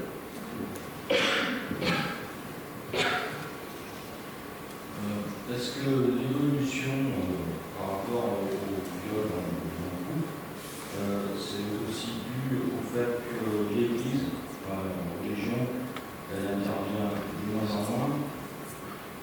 Du coup, les personnes sont un peu plus libres de parler. Après, je prendrais par exemple l'abbé Pierre, qui, actuellement, il y a plus de 50 personnes qui spontanément relatent les faits, qui en sont un peu plus. Et l'Église, je savais depuis les années 50, l'a caché. Et même encore aujourd'hui, il y a des personnes dans la communauté qui vont atténuer les faits qu'il a commis, bien que c'est des faits qui sont avérés. Donc c'est pour dire que des fois, c'est pas après dans les notes. Oui, absolument, vous avez tout à fait raison. Il y a le poids de différents types d'autorités. J'ai beaucoup parlé des institutions judiciaires, mais en fait, l'institution ecclésiastique, elle est aussi très présente. Je vous parlais surtout du cas lyonnais. Lyon et le département de Rhône, c'est un département qui est très catholique sur la plateforme. Il y a une très mouvance catholique, il y a beaucoup de nombreux catholiques pratiquants sur la période que j'étudie. Et je ne vois pas apparaître des discours sur la religion de la part des individus, mais il y a des historiens qui ont travaillé notamment sur l'influence que peuvent avoir les autorités judiciaires, les discours religieux sur la façon d'envisager le couple. On a notamment au XIXe siècle beaucoup de personnalités religieuses qui vont produire des écrits très normatifs sur le couple et aussi sur la sexualité du couple pour essayer d'indiquer et donner des lignes de conduite aux jeunes époux sur comment est-ce qu'ils doivent pratiquer le coït, à quelle fréquence, etc. Donc on voit aussi que ça met un cadre et une norme de laquelle il est difficile de sortir.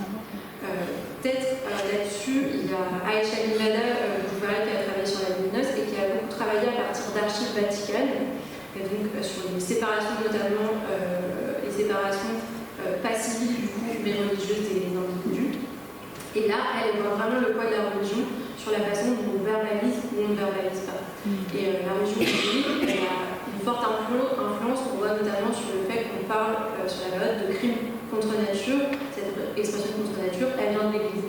Pensez que toutes les pratiques qui n'ont pas une visée procréative, elles sont contre nature, ça vient du discours ecclésiastique. Et on voit en fait comment tout le discours ecclésiastique, il a infusé dans la société. Et en fait, même le code civil de 1804, il reprend à bien des égards la façon de penser le couple, par exemple, que c'est le cas dans les comme il est pensé par l'Église. Donc il y a évidemment un fort impact de l'Église dans la façon de verbaliser, de ne pas verbaliser, notamment dans les familles où les individus sont pratiqués. Je vais essayer de répondre à votre question. Par rapport aussi aux violences dans le couple, est-ce que dans les années, est-ce que le fait de la méconnaissance des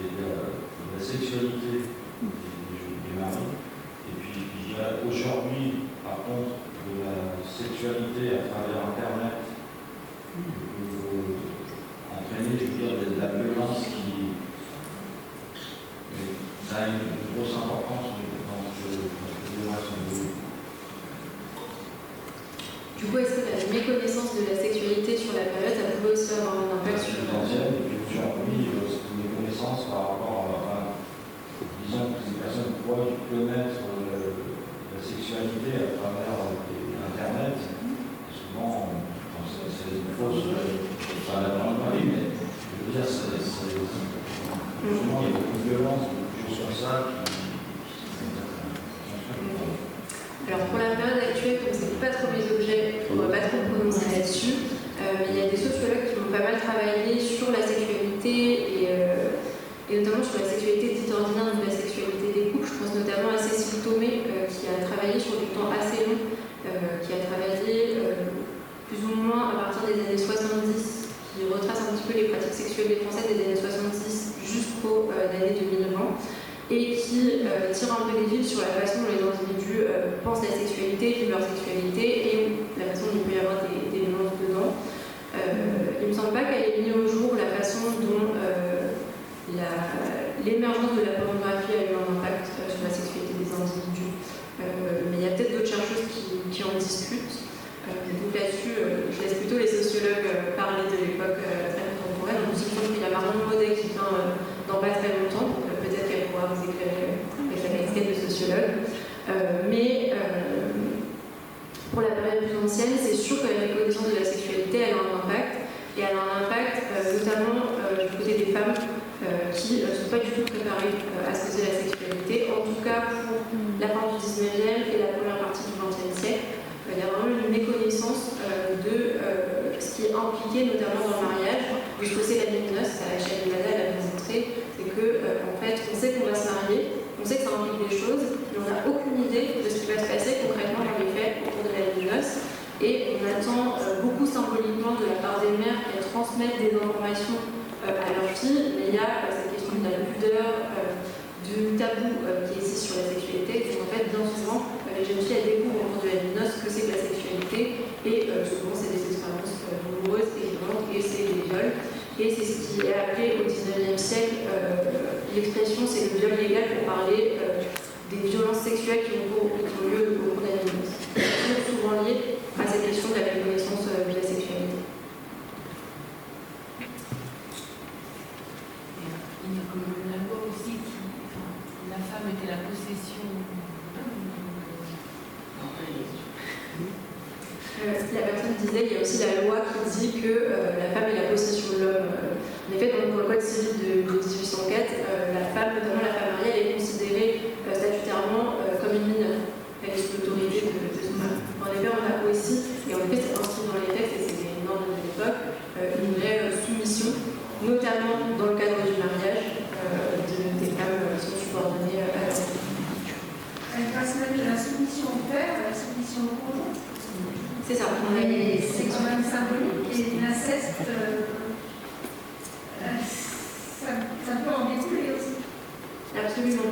Et à la fin du 19e siècle, on a une loi justement qui essaye de protéger notamment les jeunes gens, les enfants dans les familles, qui est la loi de la déchéance de la puissance paternelle, qui justement vise à permettre à l'État de rentrer dans les familles pour essayer de limiter les situations de violence et de pouvoir déchoir un père de ses droits sur ses enfants. Puisque dans le code civil, on a en effet les droits au sein du mariage, les devoirs qui sont attendus des époux, et notamment tous les devoirs pour les femmes envers leurs époux, mais on a aussi les droits qu'ont les parents sur leurs enfants. Donc ça aussi, c'est inscrit dans le loi, vous avez tout à fait raison, on a une corrélation, ça a bien été montré par les chercheurs et les chercheuses qui travaillent sur les violences sexuelles, c'est des violences systémiques, aussi bien dans la famille, dans le couple, que dans l'église, comme vous mentionniez tout à l'heure, on a des caractéristiques qui sont similaires dans les différentes espèces. Le symbole du père qui amène sa fille au mariage, et ensuite l'offre au marié, ça reste encore quelque chose de très prégnant, cérémonial, ça pose question.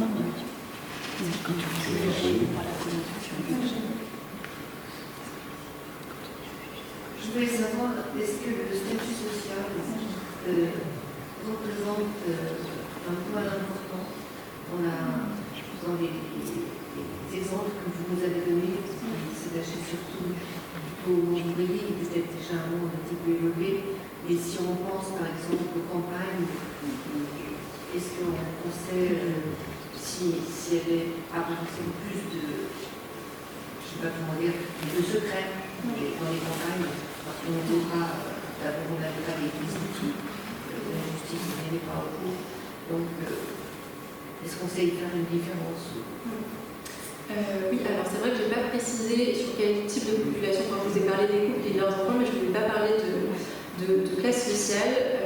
Pour les cas que vous avez présentés, et notamment pour tout ce qui va découler de ce que j'ai trouvé dans les archives criminelles, ce qui est devant les cours d'assises, c'est majoritairement des classes populaires, notamment parce qu'on est sur une justice de classe où les individus des classes supérieures ont plus de possibilités de se soustraire à la justice. Donc j'ai une surreprésentation des classes populaires, ce qui ne veut pas dire qu'il y a plus de demandes dans les classes populaires, mais qu'elles sont plus présentes devant la justice. Et c'est aussi pour ça que je voulais regarder du côté de la justice civile, donc des divorces et des séparations de corps, parce que le recours à la séparation civile permet de ne pas justement se fonctionner uniquement aux classes populaires qui sont surreprésentées dans les archives criminelles. Pour Lyon, c'est vrai que j'ai majoritairement une population urbaine. Aïcha Limbada, qui a travaillé sur la ligne NOS, montrait que c'était. Moi, j'ai quelques personnes qui viennent de milieux plus ruraux, mais elle a plus de représentativité là-dessus, où on voit qu'en fait les systèmes sont les mêmes, et c'est juste qu'on a des caractéristiques spécifiques, par exemple un contrôle plus rapproché de la part des proches, du voisinage, etc., parce qu'on a d'autres modalités de sociabilité, et ça permet aussi la création d'autres formes de sociabilité, de solidarité entre les individus, pour essayer de se soustraire aux espèces et aux situations de violence entre les femmes. Et c'est vrai que moi j'ai majoritairement du coup des personnes, je peux majoritairement vous parler de personnes de milieu urbain. J'ai juste posé une question, vous avez évoqué très rapidement sur un document, la prostitution. C'est quoi? Est-ce que la légalisation, la pénalisation, etc., ça a eu des influences? Oui, j'ai parlé de la prostitution assez rapidement, c'est vrai. Ce que je disais, c'est que il y a quelque chose qui est apparu, et c'est dès la fin du 19e siècle, c'est le cas d'époux, mais aussi de concubins, qui forcent les femmes avec qui ils entretiennent une relation à se prostituer. Et on est sur toute la période. Et c'est pas spécifique donc, à la fin du 19e siècle ou à la fin du 20e siècle. Et j'ai pas l'impression que les différences de législation qui apparaissent, qu'on soit dans une période plus abolitionniste ou quoi, ça ait un impact sur ces éléments. Juste, ce qui change au cours de la période, c'est les modalités dans lesquelles les hommes forcent les femmes à se prostituer. Parfois, ils les mettent de force dans des maisons, parfois, ils les mettent de force dans un hôtel. C'est juste les espèces dans lesquelles la prostitution est forcée qui vont évoluer au cours de la période, mais c'est vraiment présent tout au long de la période. Moi, c'était plutôt de l'usage de la prostitution. En fait, est-ce que ça peut. J'ai lu sur j'ai cru le voir, ça peut être considéré comme une circonstance atténuante par rapport à la demande, après quelqu'un a fait un effort d'aller voir des prostituées plutôt que de vivre sa femme, si j'en étais. C'est à ce niveau-là que je pense. Ok, pardon, excusez-moi, j'avais pas compris. Oui, c'est vrai, mais c'est un argument qui est beaucoup mis en avant par les hommes, c'est quand ils vont chercher la sexualité à elle. Pour essayer, c'est pas tellement mis en avant pour dire j'ai pas violé ma femme, je vais voir des prostituées, mais j'ai pas violé ma fille, je vais voir des prostituées. C'est plutôt dans ce sens-là, parce que vraiment il y a très peu de conscientisation du fait qu'on impose des rapports sexuels à son épouse. Mais c'est plus un système de défense qui peut être mis en avant pour expliquer les autres endroits où on va chercher de la sexualité, pour dire que si on va la chercher à des endroits, on n'est pas allé la chercher en l'imposant dans des violences incestueuses. Et par rapport à d'autres pays comme l'Allemagne ou la Hollande, comme ça, c'est relativement banal, on va dire. Est-ce qu'il y a des différences quand on est au niveau du Rhône? Ça fait un beau monstrueux, mais est-ce qu'il y a vous avez des idées par rapport à ça? Parce que j'ai été surpris en allant la voir. On ne va pas vous répondre là-dessus, mais c'est vrai que c'est une bonne question. C'est des questions que je me pose. Comment est-ce qu'on compare avec les autres pays européens? Ça se passe aussi. Parce que là, la religion intervient aussi, non?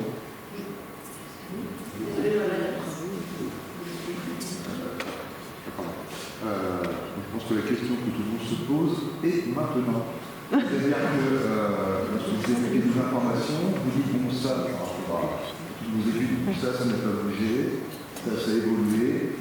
Globalement, c'est pas votre retour de cette période par rapport à maintenant, parce qu'on est toujours au 47% de conjoints et conjoints violeurs. Donc voilà, des trucs qui n'ont pas bougé. Et maintenant, moi je pense que ce qui est intéressant avec l'histoire, c'est que ça permet de mieux comprendre et de mieux comprendre comment ça fonctionne aujourd'hui. Et moi, ce qui m'a beaucoup aidé avec cette étude, cette recherche, c'est de comprendre pourquoi, ce qui était ma question initiale, pourquoi est-ce qu'il n'y a pas eu de travaux, pourquoi est-ce qu'on ne parle pas des violences sexuelles dans les couples, pourquoi est-ce qu'on a du mal à les penser, pourquoi est-ce qu'on a du mal dans l'espace médiatique à s'en saisir. C'est quoi toutes ces raisons? En fait, toutes ces raisons, c'est la société française, le code civil, le code pénal, le fait qu'on n'ait pas de définition du viol, le fait qu'on n'a pas de définition du viol, ça permet d'interpréter l'article du code pénal en excluant le couple. Et en fait, c'est tous ces petits éléments militaires qui permettent en tout cas de mieux comprendre aujourd'hui pourquoi on a du mal à penser les violences sexuelles au sein des couples. On a quand même eu le procès Mazan récemment qui a permis de mettre en avant les violences sexuelles, on en parle, il y a des travaux dessus. Mais en fait, globalement, c'est encore un peu maintenant, mais ça a été très longtemps un grand tabou en France que de parler de violences sexuelles au sein des couples. Et moi, je pense que c'est le vrai apport de l'histoire. Une histoire qui est, je peux dire, temporaire, donc ça va, je suis pas si éloignée de la période dans laquelle on est, mais qui permet quand même de comprendre tous les jalons qui ont amené à l'invisibilisation, à la négation, souvent, des violences sexuelles. En fait, la notion de mort conjugale, on en entend encore parler aujourd'hui, c'est la condamnation de la Cour européenne des droits de l'homme. La France prononce encore des divorces parce qu'une femme refuse d'avoir des rapports sexuels avec son conjoint. C'est encore une modalité qui est acceptée aux yeux de la justice, c'est-à-dire qu'on peut encore quémander des rapports sexuels quand la personne les refuse. Et donc, là, je trouve que c'est l'apport de l'histoire de mieux comprendre pourquoi on pense tout ça, pourquoi est-ce qu'on a toutes ces idées reçues, pourquoi est-ce qu'aussi, pendant longtemps, ça a été tabou, on a du mal à en parler et à prendre en charge. Est-ce que au niveau de la culture des personnes définies, est-ce que la perception des violences dans le couple peut être différente ou c'est quand même semblable? C'est globalement semblable. Souvent, les discours, aussi bien des hommes que des femmes, sont vraiment très normés sur la sexualité, sur la façon d'envisager, sur ce qui relève ou pas de la violence. Et en fait, très rare, c'est assez rare que les individus, sur la période que j'étudie, qualifient les actes de violence. Ils vont plutôt utiliser des tournures détournées, euphémisées, décrire les actes, mais sans les qualifier. Donc on a plutôt des descriptions de pratiques. En fait, c'est globalement très normé. La façon de penser, il n'y a pas de distinction. Ce qui évolue, c'est plus au cours de la période. On ne va pas en parler pareil au XIXe siècle qu'à la fin du XXe siècle.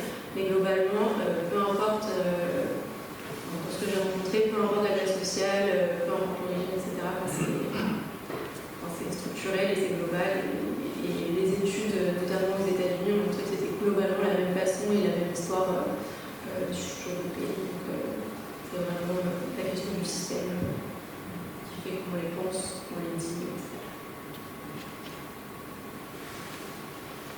Je voulais savoir par rapport aux violences conjugales au sens large, donc psychologique, physique, etc.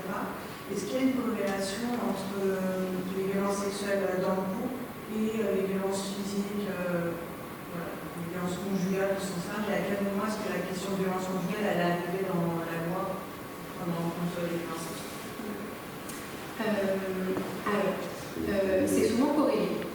C'est souvent des choses qui apparaissent. Il y a une sociologue britannique qui parle du continuum des violences pour parler du fait qu'en fait on a souvent un éventail de violences qui existent dans les violences de genre notamment et qu'on a différents degrés, que souvent en fait on a rarement une violence isolée qui existe et qu'elles sont souvent prises dans un système et en effet les violences sexuelles au sein des couples elles sont prises dans un système. Les paraphes que je vois des violences financières, c'est ce que je disais un petit peu au début, des contraintes morales, etc. qui apparaissent, qui ne sont pas qualifiées comme ça parce que du coup c'est anachronique la façon dont on en parle pas comme ça au XIXe siècle. On on a vraiment un éventail de violences qui sont présentes. La violence conjugale, quand est-ce qu'elle apparaît dans la loi, quand est-ce qu'elle est condamnée. En théorie, les violences physiques, elles sont criminalisées, elles sont prises en charge par la justice. Par exemple, les coups et blessures, l'assassinat, ça n'exclut pas le couple et ça peut être, c'est ce que je montrais avec l'exemple d'André Reynaud au début, ça peut être envisagé comme pour amoindrir la peine des individus que la violence soit exercée au sein du couple, mais elle est quand même punissable. Donc, quand il y a de la violence létale au niveau du criminel, donc lorsqu'il y a assassinat, etc., c'est jugé en cour d'assises, mais il y a aussi le correctionnel qui va prendre en charge les délits, donc les violences jugées moins graves, notamment celles qui ne déroulent pas sur la mort des individus. Mais du coup, en théorie, ça a toujours été pris en charge, les violences physiques conjugales. C'est juste, comme pour les violences sexuelles, à l'appréciation des juges de savoir comment est-ce qu'on les qualifie, comment est-ce qu'on les prend en charge, et avant même que ça arrive au niveau de la justice, c'est aussi au niveau de la police ou de la gendarmerie de prendre les plaintes pour qu'il y ait par la suite prise en charge par les autorités judiciaires. Ça, Marie Jacinthy, qui a travaillé sur le féminicide, elle aussi a mobilisé la question du continuum de violence pour montrer toutes les étapes de violence physique, psychologique, financière, voire sexuelle qui ont existé avant le féminicide. Et elle montre bien que, en fait, parfois il y a des plaintes qui sont déposées mais qui ne sont pas prises en charge et qui amènent à une prise en charge judiciaire qui est plus sur un féminicide par la suite. C'est des dynamiques qu'on voit encore aujourd'hui au XXIe siècle, et ça, on observe dès le XVIIIe siècle. On voit quand même une continuité.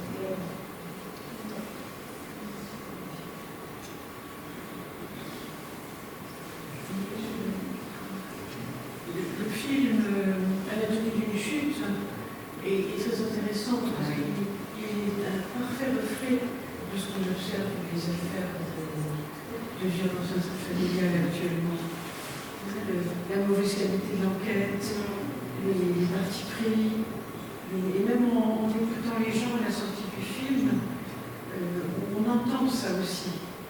La seule question qui se pose, c'est alors il l'a tué ou elle l'a pas tué? On s'en fout un peu à la limite, c'est le processus qui est intéressant. Oui, ça c'est toute la force des productions culturelles, et je pense que c'est ça aussi qui aide beaucoup sur la fin de la période que j'ai étudiée, c'est le fait qu'on a plus facilement accès à des ressources pour penser autrement, que ce soit les films, on a la télévision, la radio qui apparaît. Dans les années 70, on a l'émission de Denis Grégoire qui parle. Et en fait, on a plein de nouveaux espaces culturels qui permettent d'avoir accès à des façons de penser le couple, la sexualité, les violences, et donc d'avoir accès à un nouveau vocabulaire pour penser que peut-être ce qui se passe au sein de son couple, c'est pas tolérable et c'est pas normal. Et donc, en effet, par exemple, vous donnez les super. Les films, les productions culturelles, c'est vraiment hyper utile. Et aujourd'hui, il y a des sociologues qui ont travaillé notamment sur comment est-ce que les podcasts, ça aide aussi beaucoup les femmes victimes de violences à envisager qu'elles sont dans des situations de violence et ça leur permet par la suite d'aller chercher l'aide. On voit comment c'est aussi des ressources vraiment super précieuses aussi pour aider la prise en charge. Pour montrer les limites des prises en charge et pour aider les prises en charge. Aujourd'hui, il existe des associations quand même qui sont extrêmement importantes, quand je prends par exemple le réseau Moutons, pour permettre aux gens de prendre conscience des difficultés qu'ils vivent et du fait que ça soit partagé par plein d'autres femmes. La question que je me pose, c'est est-ce que quand on voit les peines qui sont proposées pour les violences sexuelles, parce que vous avez affiché tout à l'heure notamment le bail, des dizaines d'années dans des conditions particulièrement difficiles. Aujourd'hui, bon, même si les prisons sont surpeuplées, il y a quand même très très peu de personnes coupables de violences qui sont condamnées pour de bon et qui ont une peine en prison. Comment expliquer qu'il y ait autant d'impunité en fait sur des violences sexuelles et y compris aux adultes? De toute façon, c'est les plus fréquents. Comment expliquer qu'on dispose d'une justice et de prise de conscience beaucoup plus grande et qu'on condamne encore moins, à part que la société ne peut pas le faire? Est-ce qu'il y a d'autres explications? Est-ce qu'il y a d'autres alternatives? Je pense que vous touchez du doigt une partie de la réponse, c'est que socialement, en fait, il faut que la société évolue à un certain endroit. endroits, il y a des endroits où c'est plus compliqué, même si la justice se met en branle, même si elle se met en marche, même si on a des changements, il y a la théorie, il y a la pratique.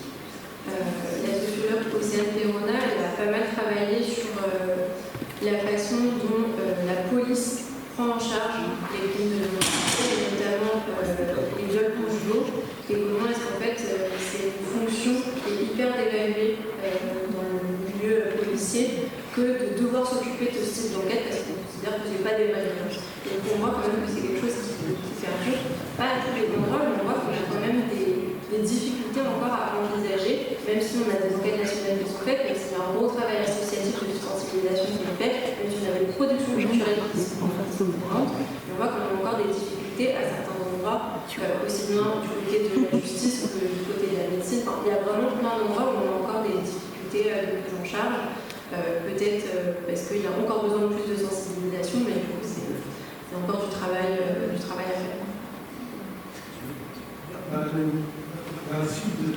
Dans votre étude, est-ce que vous avez mesuré une évolution de la dureté de la justice par rapport à ce type de crime?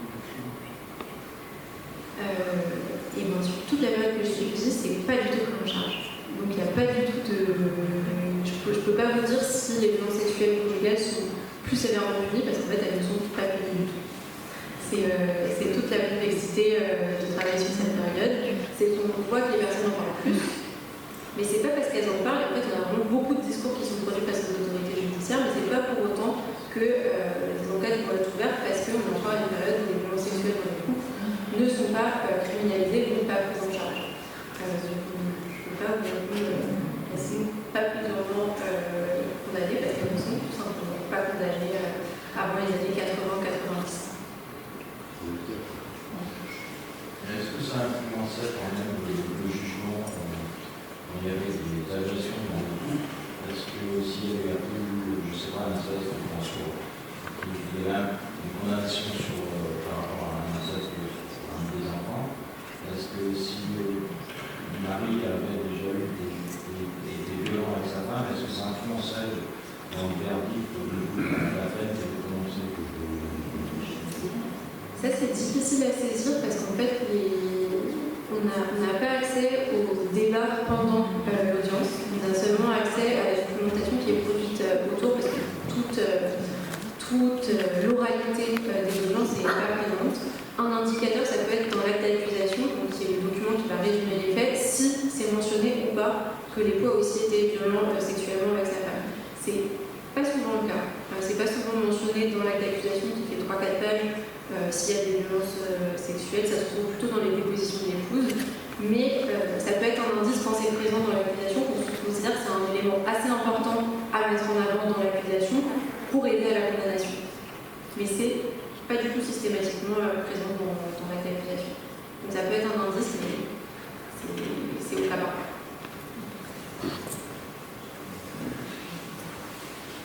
C'est une petite fille, une jeune fille qui est victime d'un inceste.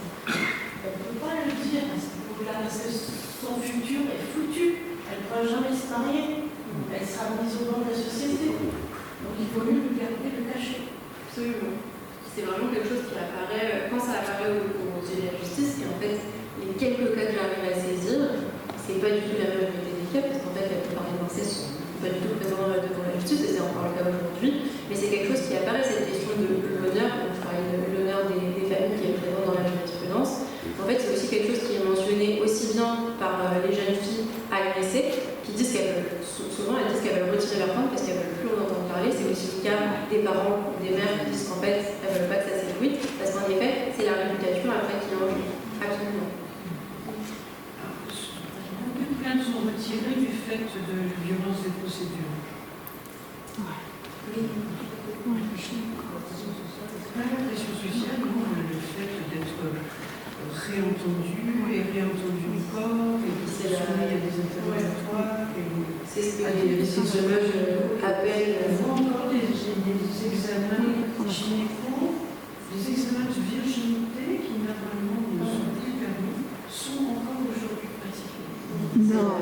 Double violence de la procédure. Et donc, à une époque, quand je suis sur le sujet, on est à peu près chez les enfants à 8 retraites plein sur 10.